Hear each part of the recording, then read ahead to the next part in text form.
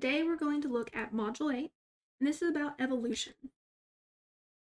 So let's just start with an intro. Let's talk about one of the pivotal scientists behind the theory of evolution. That would be Charles R. Darwin. In 1859, he published a book, and it was titled On the Origin of the Species by Means of Natural Selection. Now, this is usually abbreviated, and you'll hear just On the Origin of the Species, but that is the full title. It also has an alternative title, The Preservation of Favored Races in the Struggle for Life. But in this book, Darwin proposed a theory that attempted to explain the diversity of life that exists on Earth. This theory, now known as the theory of evolution, made no reference to God. So let's talk a little bit more about that theory of evolution. It instead proposed that natural selection, a mechanism, was actually in fact responsible for all of the species on the planet. Now, what is natural selection? This is a process by which organisms are or become better adapted to their environment, and when they're better adapted to their environment, they tend to survive and produce more offspring. And if the parents survive and they produce offspring, it's their offspring that go on to live and hopefully also thrive. Now, at the time that Darwin put forth his ideas, the ideas that eventually became the theory of evolution, science and religion were inseparably linked. Many scientists were also clergymen. Darwin was also very much ingrained in religious practices, and even though he proposed the theory that became known as the theory of evolution, and that theory did not refer to or require God as a part of this scientific process or inquiry, he wasn't a non-believer. But still, this theory he put forth was controversial at this time in history. During this time, Darwin's theory was astonishing, horrendous to others, interesting to some, but the theory of evolution, with ample modifications over time via the mechanism of natural selection, it has become really the standard scientific explanation for the origin of life on this planet. Now, we've come a long way since Darwin's On the Origin of the Species, since the very pivotal idea of natural selection was first explained, and some of the nuances and more specifics have been worked out since then. So, Darwin's theory, is it a hypothesis? Did he test it? A law? Is it a scientific theory, really? Well, let's take a look at it. So, Darwin's theory is still essentially a hypothesis. If we want to be very general and broad, it's a hypothesis because it's a statement to be tested. That's what a hypothesis is. Something you can design an experiment on, something that can be repeated. And evolution, to an extent, cannot be 100% tested. There's not experiments we can design because we would have to watch or maintain those experiments for billions or even eons of years. And observing macroevolution is not possible for humans. Our lifespan is just not that long. So evolution as a hypothesis is not wholly possible because it takes millions of years for macroevolution to occur. That's going to make testing it or experiments designed to test evolution difficult. But we do have some basis in our observations that support things like microevolution or short-term modifications that don't take billions of years or eons. So the theory of evolution currently is minimally supported by mathematics. There's not any mathematical formulas provided in Darwin's writings. Even though he's very interested in mathematical formulas, he was primarily a naturalist. And despite how interrelated math and science usually are, we have very little of that particular type of the scientific world supporting the theory of evolution. Let's take a step back and look at the basics of Darwin's early life and career. Well, he was born in 1809 on February 12th. He was born in Shrewsbury, England. He did attend the University of Edinburgh, and he studied medicine for 2 years. But the sight of surgery made Darwin sick, so after 2 years, he left the study of medicine. From that study, he transferred and attended Christ's College of Cambridge. There, he graduated with a degree in theology, Euclid, and the classics. And during his time at Cambridge, he became very interested in geology, so much so that he even accompanied Adam Sedgwick, a professor at Cambridge, on a geology field trip in the summer of 1831. And it was after this experience on this geology field trip that led him further along his interest in geology and naturalization and observations and making very detailed notes. Because as a result of the geology field trip, Darwin was offered the position of naturalist on the HMS Beagle, and that was a ship that planned to circumnavigate the globe. But before Darwin set sail, before he went out on this huge geology naturalist expedition on the HMS Beagle, he had read a book by Thomas Malthus, and this was titled An Essay on the Principles of Population. And this was a big influence for Darwin, especially at this pivotal time before he set sail on what became one of his biggest naturalist studies or adventures.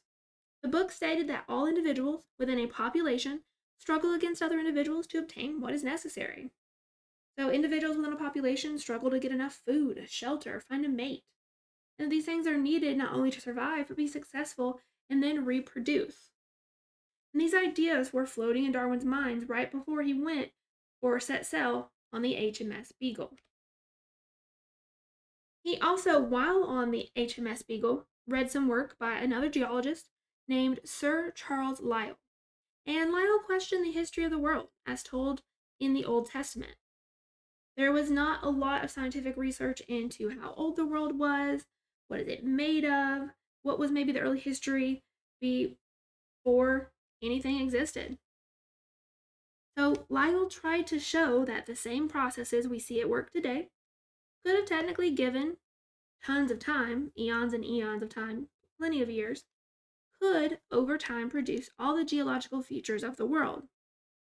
So this was an expansion or a thought experiment for the geological mind. And one of the quotes from Sir Charles Lyell in his book that Darwin read is, "The present is the key to the past." And that really stuck with Darwin, and especially because he was a naturalist. He was going to be able to make observations and then hypothesize what these observations of the present could mean about the ancestors or relationships or changes over time that have occurred. It wasn't necessarily that Darwin was trying to prove evolution when he went out on the HMS Beagle, but his observations and his notes and a culmination of his knowledge, experience, and what he saw on this journey led him to the book he wrote called On the Origin of the Species. So Darwin's idea of natural selection does begin to take shape as he voyages for 5 years on the HMS Beagle.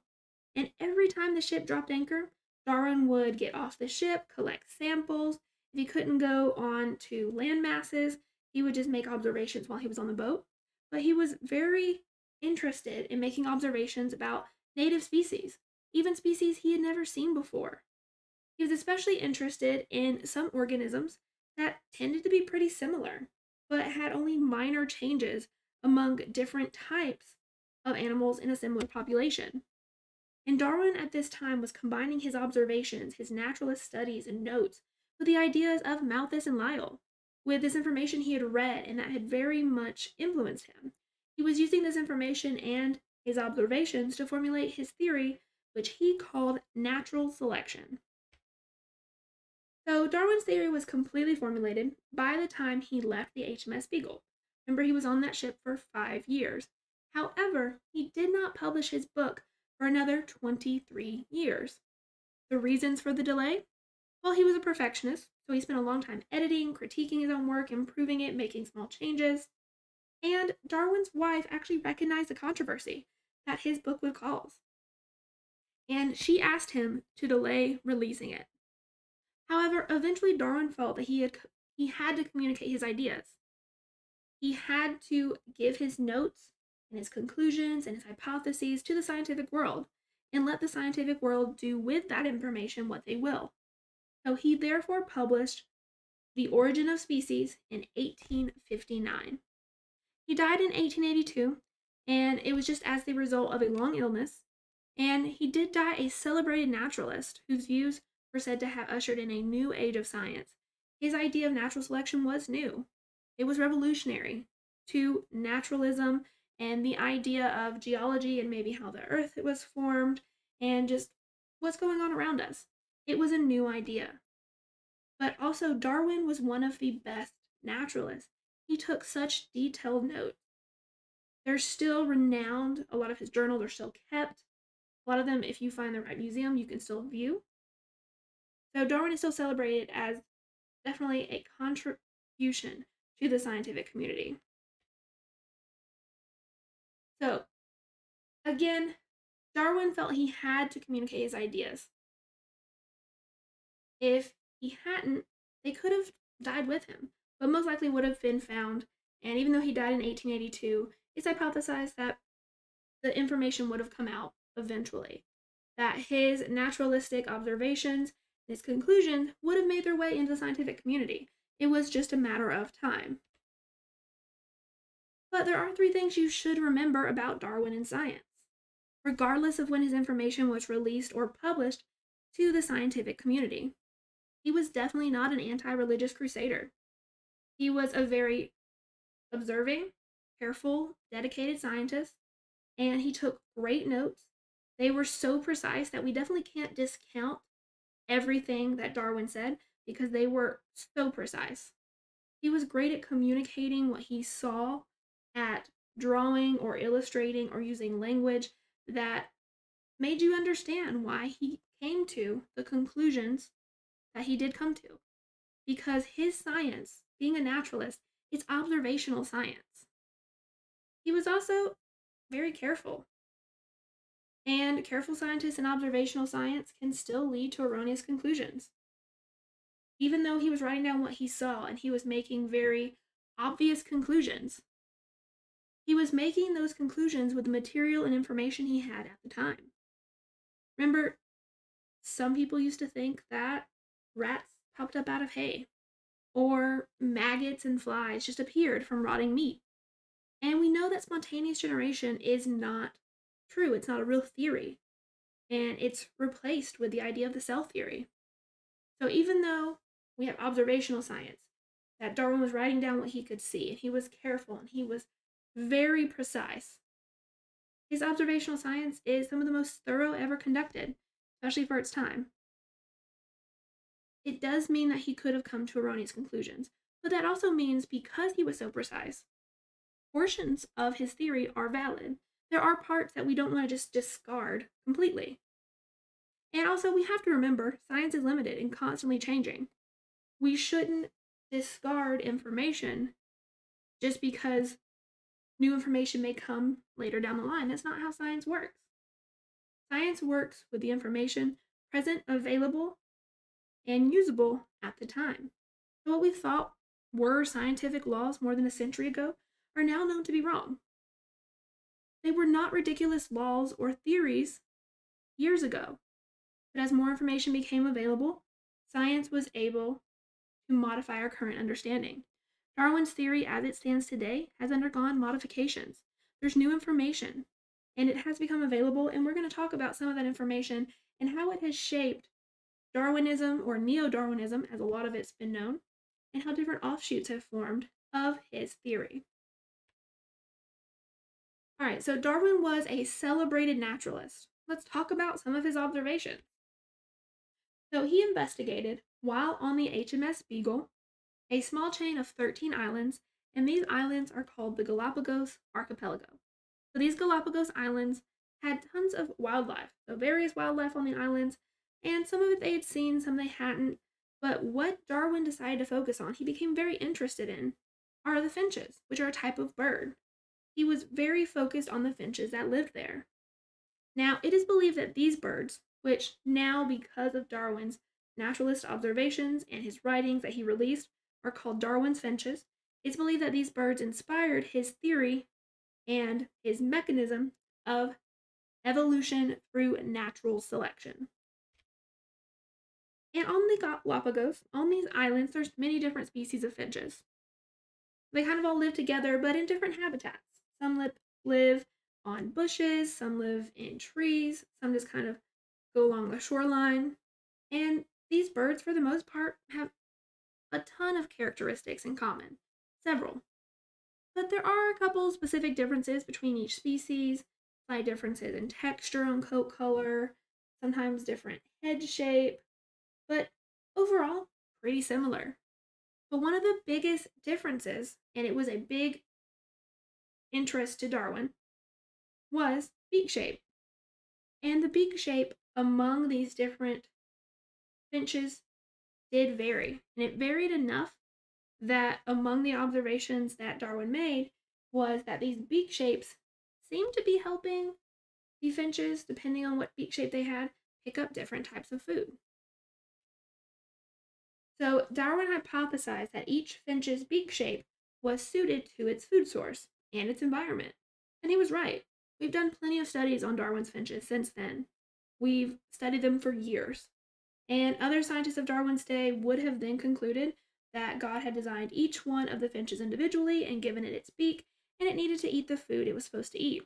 But we've seen since Darwin's time that new species have popped up of these finches on the same island, and they eat different types of food. And that would give them a new niche or a new habitat where they wouldn't have to fight for food with others that are similar to them but of a different species, because they basically have gone off on their own and found their own little job or hutch on the island, their own niche.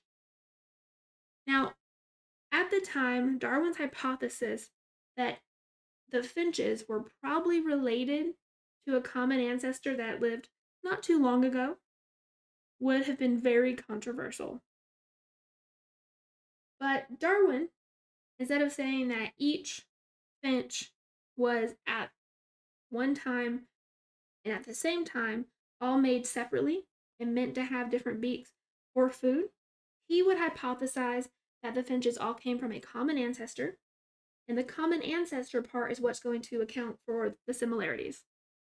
But different environmental stressors, so the weather at that time, or whether or not there was fire, so rain, droughts, fire, weather's a big one, that type of environmental stress could have caused the finches to look for a different food source in order to survive. And over time, the finches that could survive on the new food source were the ones that lived long enough to reproduce. Therefore, if we have a bird that just had a slightly shorter beak, or maybe one with a slightly longer beak, they would have been able to adapt and live with the new food source or in the new environment. And this, over time, not eons, but over 50, 60, 80, possibly 100 or 200 years, could give rise to different species of finch, each with a unique beak. Now, Darwin used this farming practice of selective breeding or artificial selection, which humans have used for years in order to create the many different breeds of dogs, and he used this to explain his idea. Because artificial selection is when humans manipulate animal or plant breeding to selectively develop particular phenotypic traits in offspring. We've seen a great example of artificial selection when we looked at genetics. With genetics, we had Gregor Mendel, and he definitely manipulated the genetics that were passed down into the next generation. And over time, we saw different phenotypes, different physical traits emerge. So if something happened and the organisms that looked a certain way started to die out, and the ones that only looked another way stayed, then the offspring and the populations are going to change with those stressors. And so here is a bunch of information about Darwin's explanation of natural selection. It is all on one slide. We're not going to stay on this slide to discuss it. But if you need to come back, this is just a really quick sheet to move through. But let's look at each one separately. All right, so the main points of natural selection are that each species will produce more offspring that can survive. If a species does not produce offspring that can survive, then population growth is going to decrease and their phenotype cannot be passed down. The traits that are making them better adapted to an environment cannot be passed down and continue existing in that environment. And that's because a population's growth is dependent on limiting factors like food availability and shelter. And so it is the offspring that are produced that are important. It's important that they survive. Also, a species ecosystem can only support a number of organisms. The amount of species or individual organisms in populations that an ecosystem can support is called the carrying capacity. And once that number is reached, once carrying capacity is reached, or if we go past carrying capacity, we are going to see population decrease because competition for resources will then begin. Also, within every population, there's a variation of traits: size, color, beak shape. For snails, it could be the coloration of their shells that make them more easily seen by predators, or maybe better at blending. Now, some of the variations may provide an advantage in adapting to the environment or competing for resources, especially if a resource suddenly becomes scarce. Those that can adapt die off, and those that are adapting because of variations tend to pass their traits on to their offspring. Also, those individuals within the species that are best suited, or we could say are more fit for the environment, are those who carry the traits allowing them to win the competition for resources that are becoming scarce. They're the ones that survive. And organisms that survive are the ones that reproduce. The ones that reproduce and have offspring are the ones that can actually pass on their traits genetically and produce different variations or phenotypic differences in a population. That just means that only surviving competitors that can then produce offspring can contribute to the next generation. That means that those that survive and have offspring are more effective at getting their traits to appear in the next generation.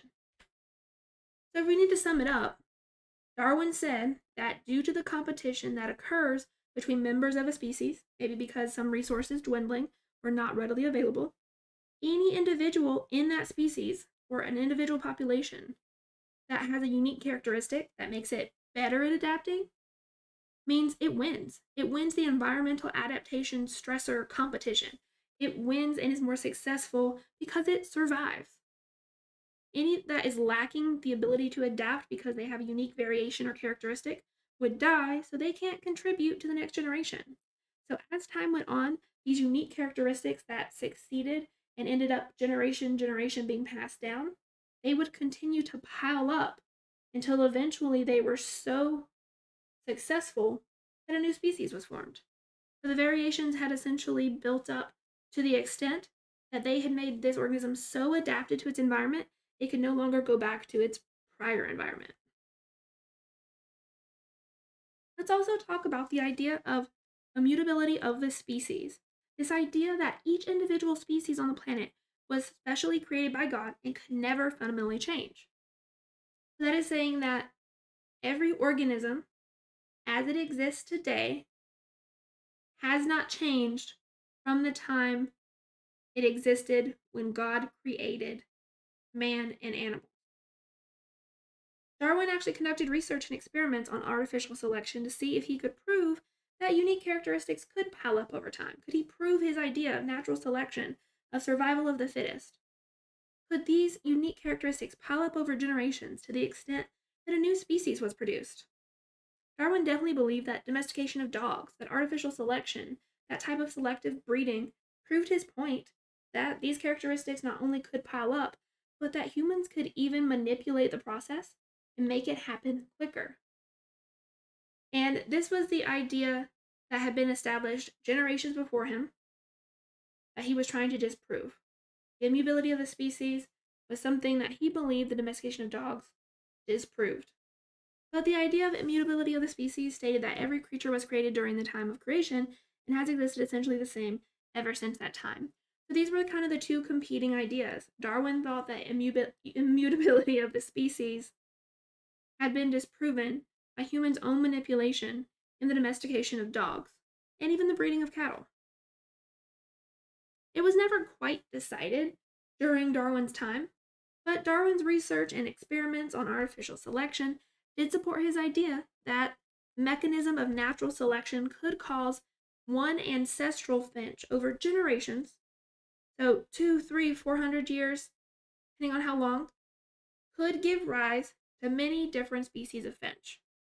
And that's because he did use artificial selection and humans' own manipulation of breed animals and dogs to show this can happen in even a shorter amount of time. However, Darwin kind of wanted to go much further. He had tons of naturalistic observations.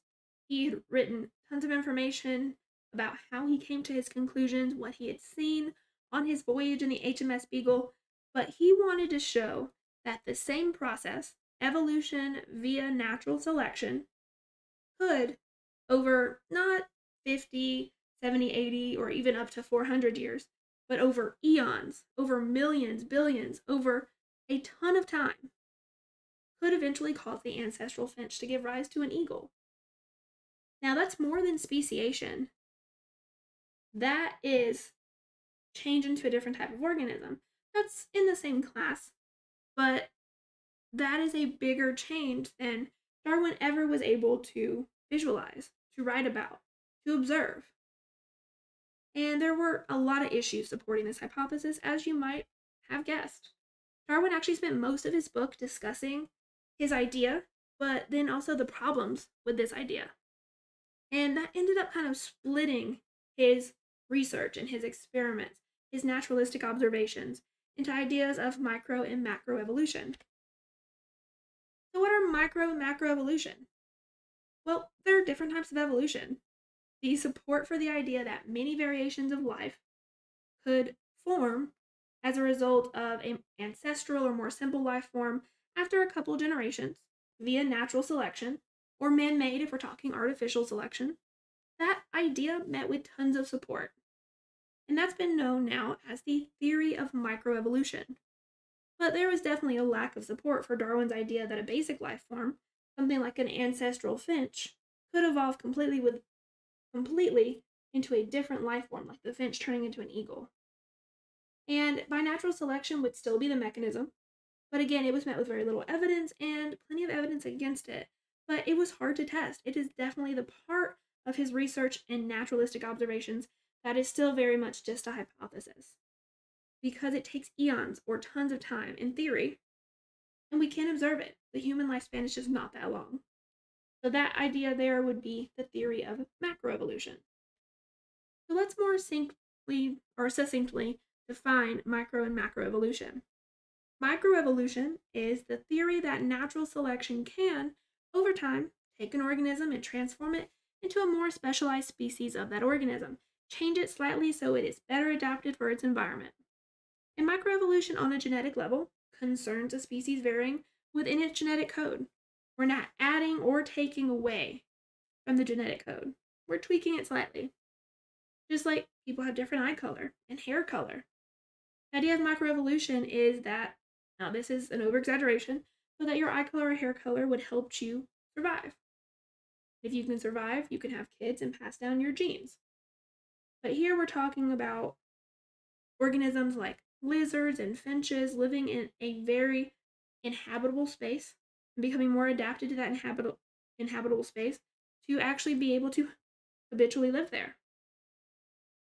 We also have macroevolution. Its definition is a hypothesis that processes similar to those at work in microevolution, like natural selection, can work over eons of time, so millions and billions of years, and that over that amount of time, those processes like natural selection could transform an organism into something completely different.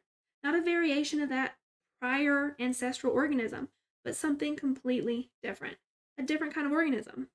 And macroevolution on a genetic level concerns primarily adding information to an organism's genetic code, not deleting it. That tends to be problematic. And most of the things that we see that could be evidence for macroevolution actually are deletions, and it's usually a fluke or some type of radiation that causes a big change like this, which leads to tons of other problems. So there's little evidence necessarily available for macroevolution. It just takes too much time for it to be supported. Now we have to move into neo-Darwinists. Neo-Darwinists are those that prescribe to neo-Darwinism claim the following. They're going to point at mutations as the means to which new information can be added to an organism's genetic code. And that is 100% the way that new information would have to be added to an organism's genetic code. But we don't see a lot of research or even evidence that mutations primarily add information. to genetic codes. Most of the time, it's minor point mutations that change one base.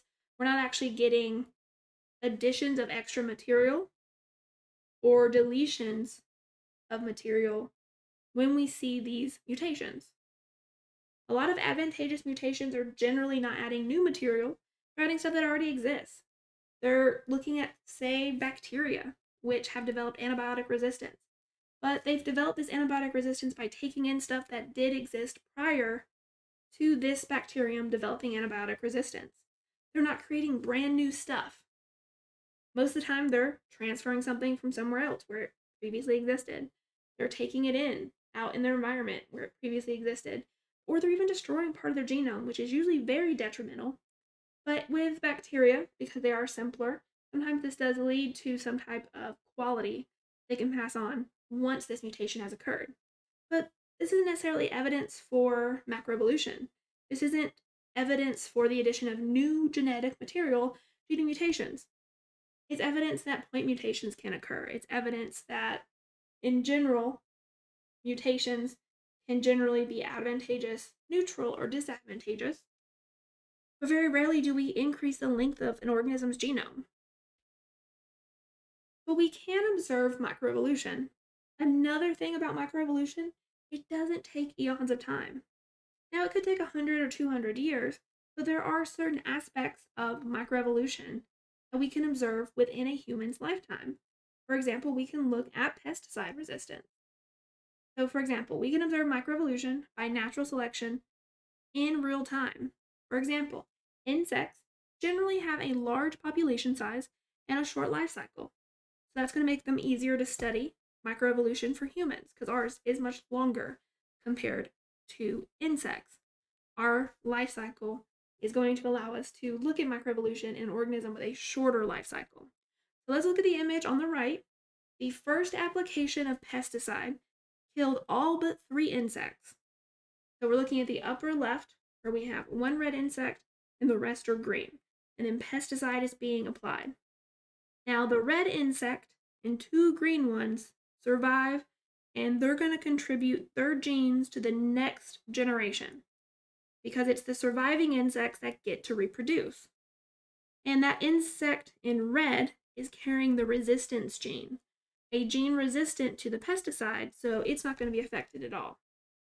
And since now there's not so much of organisms that are not resistant, it's actually one of the main 3 in this now smaller population.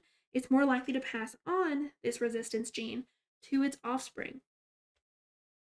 Now, if we do a second application of pesticide, all the insects with the resistance gene are going to survive to reproduce.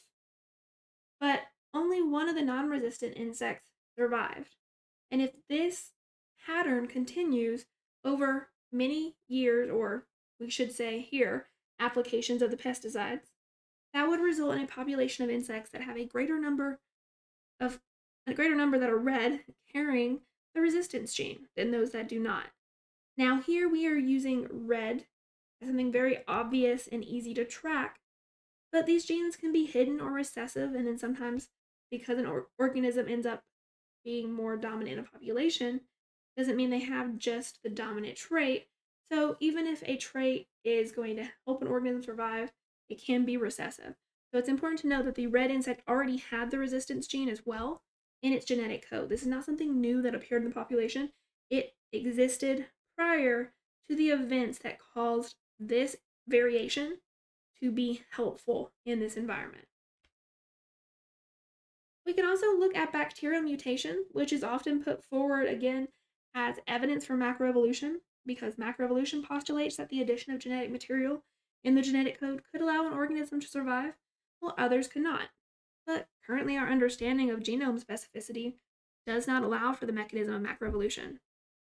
We know that adding or taking away from a genome tends to make it unstable, and we haven't seen any advantageous adaptations occur because of major additions of extra DNA or major deletions of DNA that have led to adaptations that make even bacteria more successful in the next generation.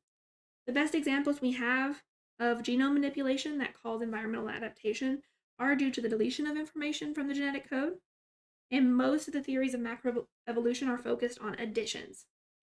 So, macroevolution and how the theory currently stands is not supported by the information we know. Because we can look at bacterial mutation. We can look and say, oh, did the mutation that allowed for antibiotic resistance by a bacterium provide a survival advantage? Definitely. So there, we're good. Yes, if a bacterium develops antibiotic resistance, that's an advantage for survival, 100%. Now, that's not great for humans, but we're just talking about the bacteria. But did the mutation that allowed for antibiotic resistance by the bacterium add information to the genetic code? If we said yes here, that would be evidence for macroevolution, because the genetic addition of DNA to a genome is part of the definition for macroevolution. Another part of the definition is it takes time. Now, if an organism has a shorter lifespan, it will take less time. Bacteria have a very short lifespan, but we actually don't see that there's any addition of material, any addition of genome sequences or DNA. Actually, the mutation that led to bacterial adaptation and antibiotic resistance is generally some uptake or some type of transfer. It generally exists in a plasmid that's not combined with the bacteria's genome, and in some cases, it's a gene deletion. It's a destruction of genetic information, definitely not the addition. So here's just an example showing you antibiotic resistant experiment, how it might look. You can see that there's a couple of white dots or dots that are lighter than the surrounding tan.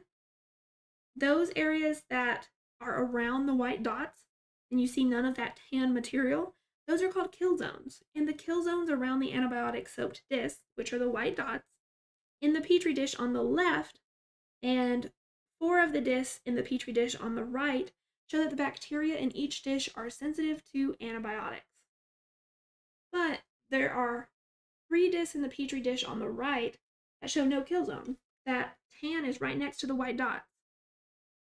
And that indicates that the bacteria are resistant to the antibiotics on those discs. So what this is saying is that they had bacteria that they know was not resistant to antibiotics. And we can see that on the left, every disc has a kill zone because all the bacteria in that plate was going to be affected by the antibiotics. On the right, they've transferred and they've mutated some of the bacteria so it has antibiotic resistance. And so you can see that not all of the dots are showing a kill zone, and some of the kill zones are reduced. There's different levels of antibiotic resistance. And this can happen in a matter of hours because of the quick life cycle of bacteria. That is, again, why it is one of the organisms that is studied in order to look at the possibilities that macroevolution is supported. Because it takes eons of time. We couldn't actually look at humans or organisms with a longer lifespan because humans' lifespan would not allow for this study of macroevolution because it takes millions of years for organisms that have a much longer lifespan like humans. But bacteria, we can kind of cheat a little bit because of its quickened lifespan. Other information we want to look at as we look and talk about the theory of evolution is the geological column and the fossil record. The geological column is a visualization of the many different strata of sedimentary rock. It's the layers of rock and the fossils that are inside. In general, the deepest layers of rock are considered older, and then the ones up top, more superficial, they're considered younger.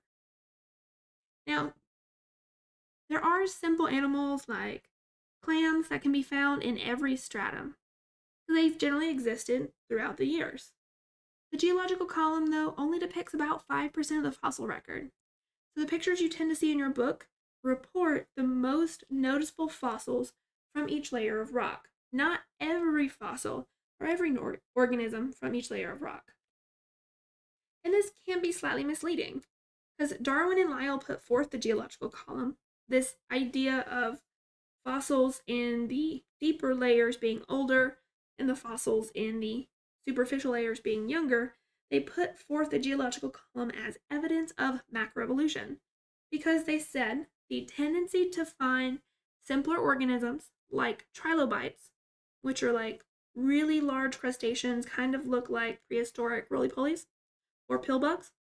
But the tendency to find simpler organisms like trilobites and squid in the older, deeper strata, and more complex organisms like horses, lions, and humans in the superficial strata, the ones closer to the top, that seemed to support the idea of life coming from a simpler organism and progressively evolving into more complex organisms.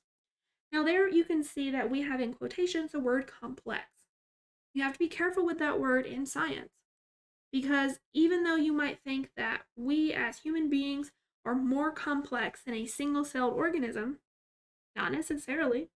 A single celled organisms and ourselves have all the characteristics of life. We can maintain homeostasis. We can respond to stimuli. We can reproduce. We have all the characteristics of life just like a single celled organism. That doesn't make us necessarily more complex than a single celled organism. It makes us larger, more detailed, made up of more cells. But complexity it's an iffy word. It's something you need to be careful with in science. So we wouldn't necessarily even want to call trilobites and squid less complex than things that are in the higher strata, like some dinosaurs.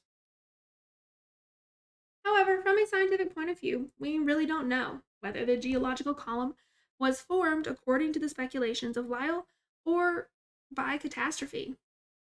So the data from the geological column is inconclusive, not super reliable, basically. There is some evidence that sedimentary rock strata can form over thousands of years, but there's also some evidence that you can form a rock stratum in a matter of hours. So, how much each stratum actually represents the fossil record is not reputable. It's something we can't depend on. Because also, not all strata are found everywhere on Earth. The geological column is a conglomeration, an addition, and kind of a mishmash or puzzle of all of the strata that have been found over the world. The way the scientists think they should be ordered based on the most common way they are found ordered in nature. It's not a falsification, it's not a misrepresentation. It is just like we said, a conglomeration. It's the addition, it's gathering everything together, it's using the best data we have, but it does make it not the most reliable. Alright, so again, a strata is a distinct layer of rock. Fossils are the preserved remains of once living organisms. You can see an image here of a basic geological column on the left. You can see kind of a dissected geological column on the right. We have things like Precambrian, Cambrian, and then Ordovician, Silurian, Devonian, Carboniferous, Permian, Triassic, Jurassic, Cretaceous, Tertiary, and Quaternary.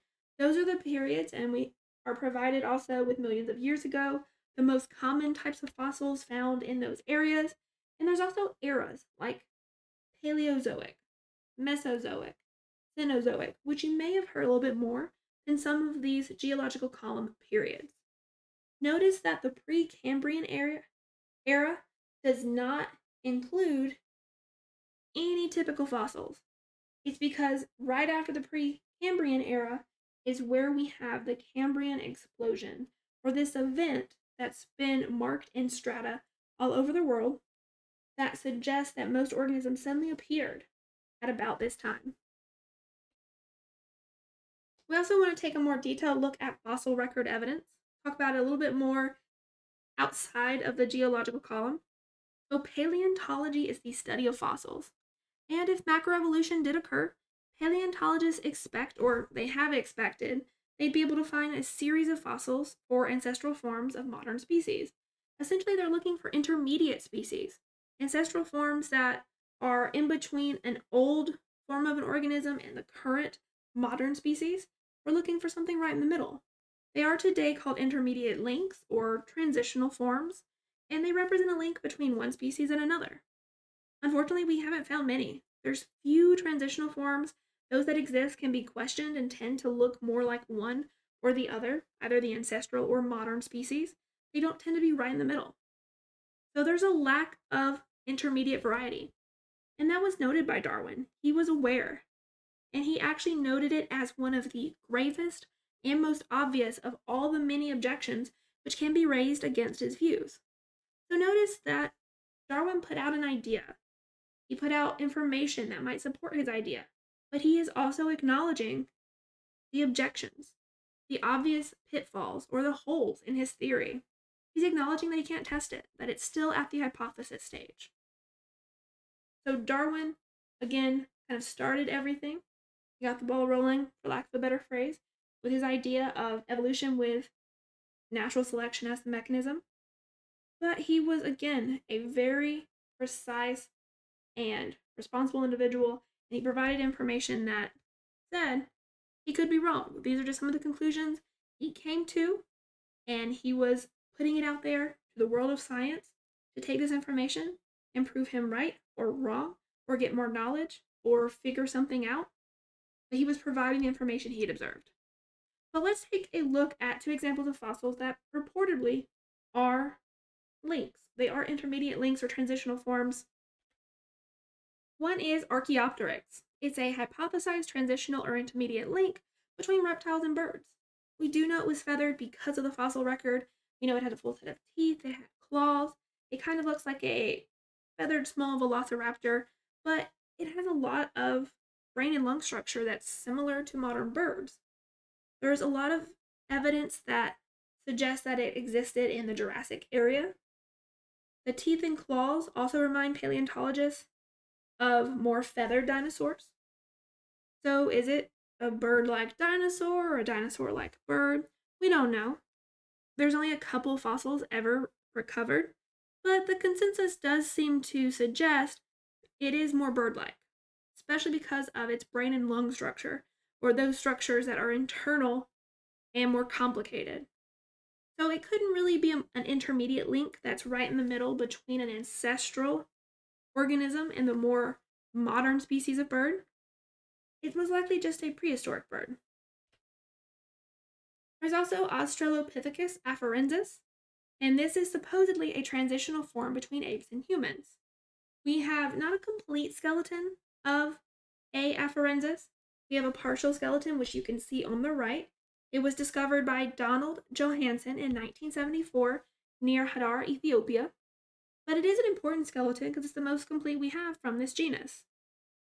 But looking at the skeleton, it has a mandible, so that means it has a jawbone, which is a movable skull bone, and that jawbone is V-shaped.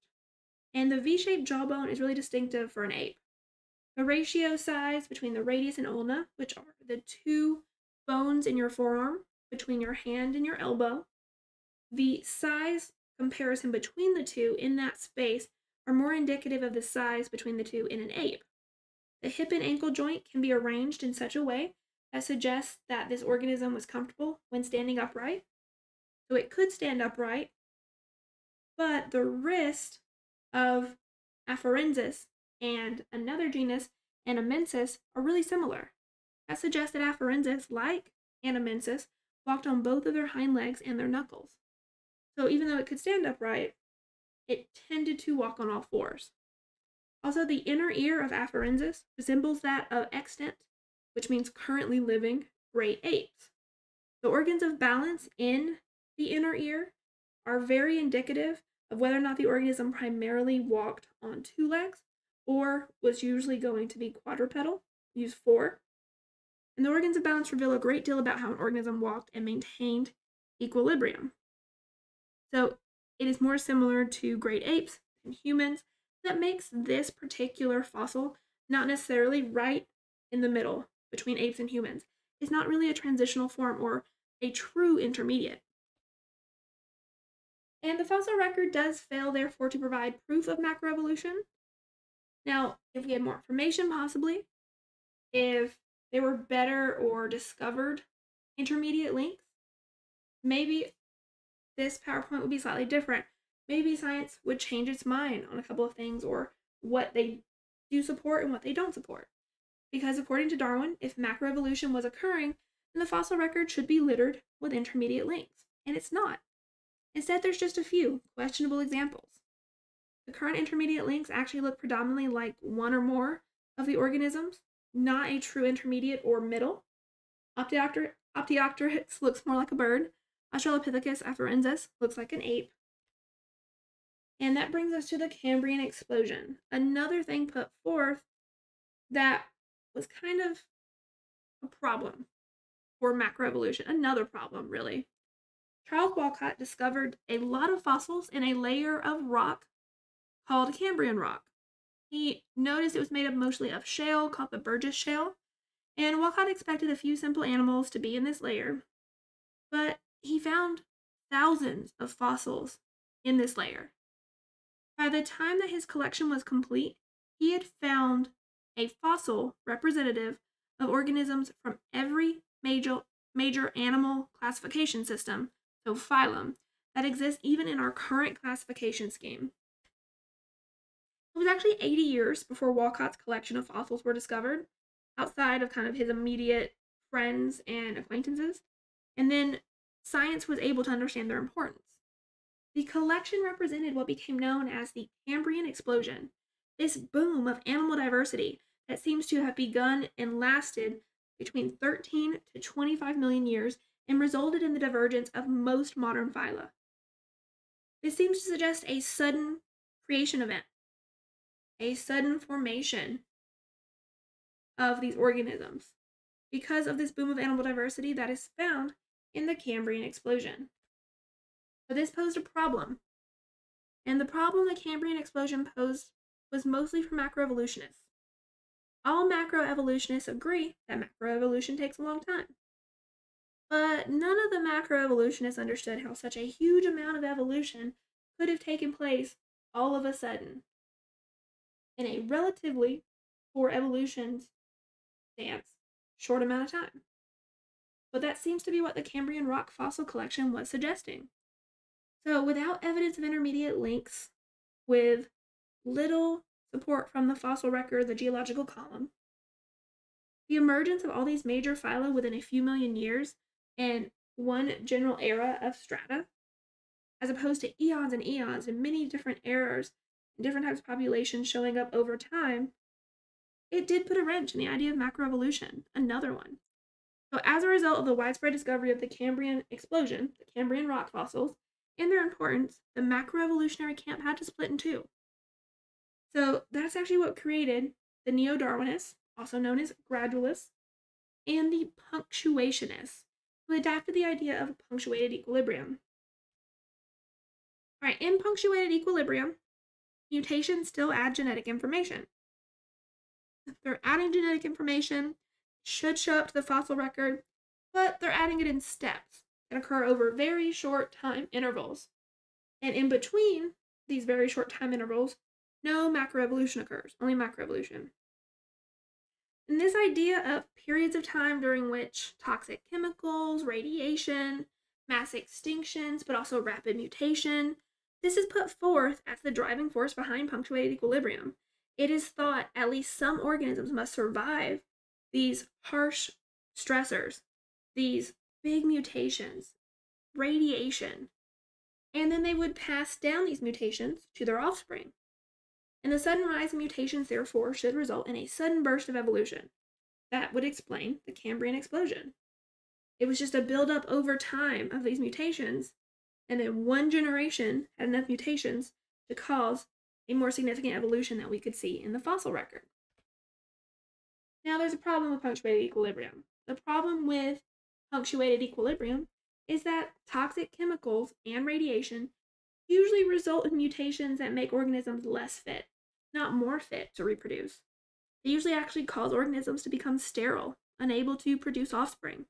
And that suggests the idea that even with punctuated equilibrium, exposure to chemicals, radiation, severe and quick mutations that suddenly result in generational evolution, we would need to see these mutated organisms altered slowly, with a little bit of mutation at a time from a little bit of radiation, especially if we're to expect them to maintain the ability to sexually reproduce with others of its own species. But also, we want it quick enough that there's no intermediate links because there's not many that we can find. So it's just posing a problem. We're not seeing what punctuated equilibrium should and does suggest. The only other option is there are several mutants in one generation that can still sexually reproduce despite their genetic modifications. However, the mathematical odds for such occurrences are really low. There's also structural homology, which does exist. Structural homology has been noted in the geological column. What is structural homology? Well, it's the fact that many different organisms, like humans, bats, a porpoise, horse, a frog, have similar structural anomalies in their bodies, but these similar structural anomalies tend to have different functions. For example, if you study the arms of different species, such as a bird, human, bat, and a porpoise, it is evident that there are some similarities. They all have forearms that are jointed about halfway down, so like our elbow. They all have a single upper arm bone, like our humerus, and two smaller forearm bones, like our radius and our ulna. They have a palm that consists of carpals, which are slightly longer than the wrist bones. They have fingers, which have multiple bones, anywhere from 3 to 5 or even more. But we have a very base structural similarity. And so that's put forth as an idea that suggests ancestral relationship. However, you would think, with all these similarities structurally, even though the function of these things have definitely varied. For example, we use our upper arm to grab, and move and kind of balance our body.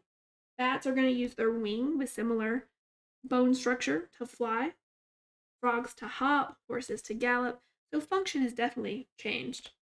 But even with all these structural similarities, there's not a lot of genetic similarities.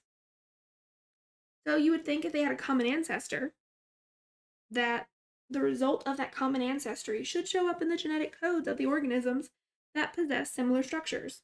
But through modern decoding of animal genomes, it has been proven that it's really not the case. They're not that similar genetically. So if the forearms of the bat, bird, man, and porpoise look similar because they all inherited their forearms from a common ancestor, then the parts of their DNA that contain the information that codes for the genes that end up essentially leading to the development of the forearms in that particular structure should be similar. But it's not the case. It's not the case in the organisms with the homologous anatomy. Homologous structures are actually specified by quite different genes in different species. It's most likely that this variation or structure is just really successful. That organisms that develop this, even if they develop it along different paths and genetic differences, they're the ones that survive because this layout, this structural homology, tends to be successful in organisms with this structure tend to survive and produce offspring, even if it doesn't suggest ancestral information. Doesn't mean it's not interesting, doesn't mean it's not a valid observation. It is very interesting, actually, that we have all these organisms that have structural homology. We have all these organisms that have one forearm bone, a joint about midway down, one upper arm bone, two forearm bones, a joint about halfway down, and similar amounts of bones and layout. It's very interesting. The structure is different, so why? The function is different, so why is the structure so similar? Again, most likely because it's a successful structural anomaly that leads to the success and reproduction of the organisms that possess it. All right, structural homology under a molecular lens.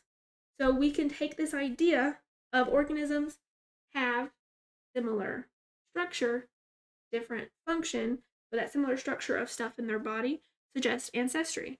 We've already looked at it structurally with bone, but let's look at the fact that most organisms have the protein hemoglobin and cytochrome C.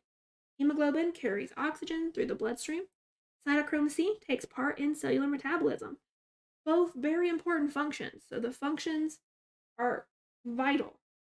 But if we look at cytochrome C in one organism and then cytochrome C in another organism, you'd say, oh, well, they're both cytochrome C and they're both similar enough that we say that they take part in cellular metabolism. They should be pretty much the same, if not almost identical. But actually, cytochrome C found in a bat is different from the cytochrome C found in a human. even though they function exactly the same way. And we see some other differences in different proteins or parts of cells that exist in different organisms that have the same function, but are going to be genetically different. But then, why do so many scientists subscribe to macroevolution? Many are taught macroevolution as the only scientific course of thought to explain the origin of life on Earth.